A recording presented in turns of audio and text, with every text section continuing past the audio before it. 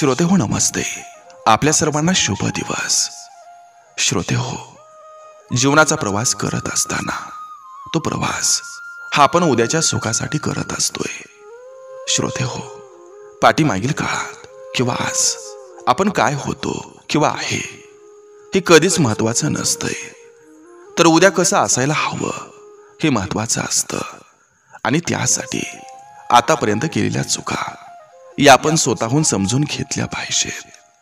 आपलं चुकीचं विचार हे आपण स्वतःहून काढून टाकलं पाहिजेत. ज्या गोष्टी केल्यानं आपली प्रगती होईल, विचार सकारात्मक बनतील, वाद टळतील, मानसिक सुख मिळवून आपल्याला समाधान प्राप्त होईल, त्या गोष्टी आपण स्वतः स्वीकारल्या पाहिजेत. श्रोते हो, कुटुंबातील ज्याची कल्पना योग्य असेल ती सगळ्यांनी मिळून राबवली पाहिजे. यामुळं सगळ्या चिंता दूर होतील, उत्साह वाढून जीवन जगण्याचा खरा आनंद मिळून जाईल. श्रोते हो, अहंकार सोडल्याचा फायदा आपल्या सगळ्यांना कळून येईल, कारण मानवी जीवनाला यानंच अर्थ प्राप्त होत असतोय. नक्की विचार करा. चला, आजही आपल्यासाठी सुंदर विचारांची ही शिदोरी, ही मालिका अशीच पुढे घेऊन आलोय. चला, करूया सुरुवात सुंदर विचारांना, सुंदर सुविचारांना.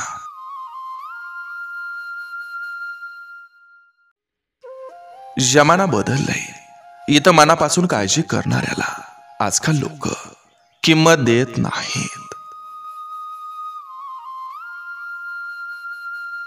आवडती व्यक्ती हा शेवटचा श्वास असते.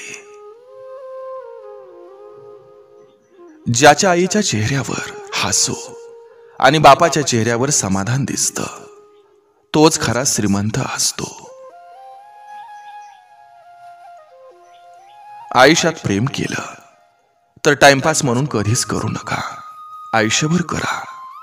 कारण टाइमपाससाठी केलेलं प्रेम हे जीवन संपवतं आणि आयुष्यभरासाठी केलेलं प्रेम हे जीवन जगण्यास शिकवतं.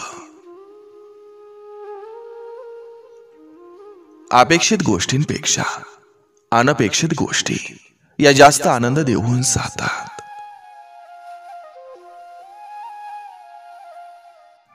फॉर्मॅलिटी म्हणून बोलणं आणि हक्कानं बोलणं यात फरक असतो.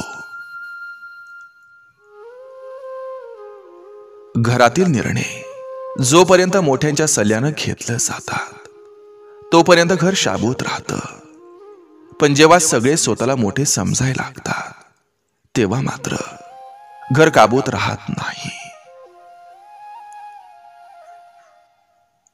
लोकांचं वाईट करून आपलं चांगलं होईल अशी अपेक्षा कधीच करू नका, कारण कर्माची फळं एक दिवस भोगावीच लागत असतात.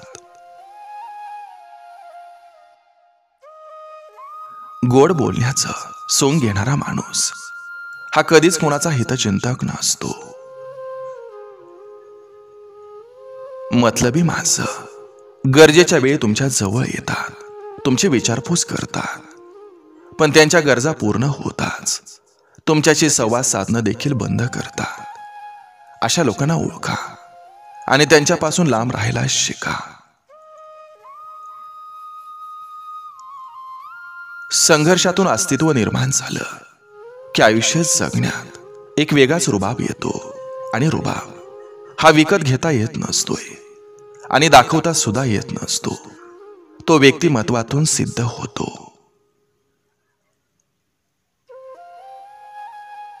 तुमचा जीव हा तिथंच गुंतवा जिथं तुमच्या जीवाला जीव देणाऱ्या हृदयाची जिवलग माणसं असतील. दुनियादारी समजली की माणूस कमी बोलतो आणि स्वतःच्या कामांकडे जास्त लक्ष देतो.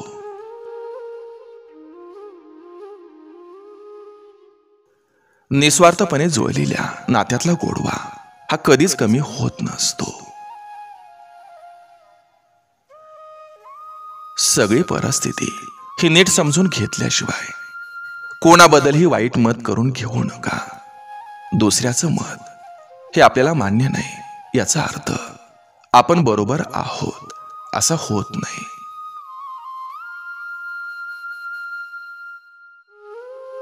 आयुष्यात अशी माणसं भेटतात ज्यांच्यावर फक्त प्रेम करता येतं, मिळवता नाही येत, कारण ते दुसऱ्याच्या नशिबात असतात. परिस्थिती ही कशी असो, बायको सांभाळून घेणारी असली की आयुष्यातलं सगळं प्रवास हे खास होतात.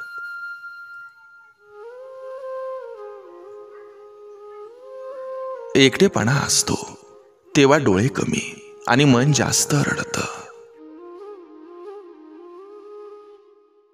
तुम्हाला स्वारी म्हणणारी एकमेव व्यक्ती ती व्यक्ती असते ज्या व्यक्तीसाठी तुम्ही त्याच्या आयुष्यात त्याच्या इगो आणि सेल्फ रिस्पेक्ट पेक्षा सुद्धा जास्त महत्वाचे असता. वडिलांना कधी उलट उत्तर देऊ नका, कारण ज्या बापात संपूर्ण जगाला हरवण्याची क्षमता असते तोच बाप आपल्या मुलांच्या उलट उत्तरामुळे एका क्षणात पूर्णपणे कोसळतो. केलेला अपमान आणि केलेली मदत दामदुपटीनं परत करणे हे मनुष्यत्वाचं लक्षण असतं. हे जो विसरला त्याला काडीचीही किंमत राहत नाही. तुमच्यावर झालेली टीका ही कधीच व्यर्थ जाऊ देऊ नका. झालेल्या टीकेचा आदर करून आयुष्यात यशस्वी होईपर्यंत थांबू नका. छातीवर केलेला वार हा विसरावा, पण पाठीमागं केलेली कारस्थानं ही कधीच विसरू नका. विसरून गेला जखमा तरी चालेल, पण कधी झालेला अपमान मात्र विसरू नका. रडणं हे भोगायचं असतं आणि हसणं उपभोगायचं असतं. भावना महत्वाच्या असतात, ज्याला त्या समजतात तो समोरच्याला कधीच दुखावत नसतो. माणसाची एक अपेक्षा पूर्ण झाली की त्याच्या मनात दुसरी आशा निर्माण होते. यालाच लोभ असं म्हणत असतात. लोक खरं मनात बोलत असतात आणि खोटं जगाला ओरडून सांगत असतात. जगासारखं वागताना मनाला त्रास होतो आणि मनासारखं वागताना जगाला त्रास होतो. अहंकार हा वाऱ्यासारखा असतो. फरक फक्त एवढाच असतो की वाऱ्यानं झाडांची पानं तुटतात आणि अहंकारानं जवळची माणसं. आपण वाकडे झाल्याशिवाय काही लोक सरळ होत नाहीत. काटा हा जरी काट्यासारखा वागला तरी फुलानं आपलं फुल न सोडायचं नसतं.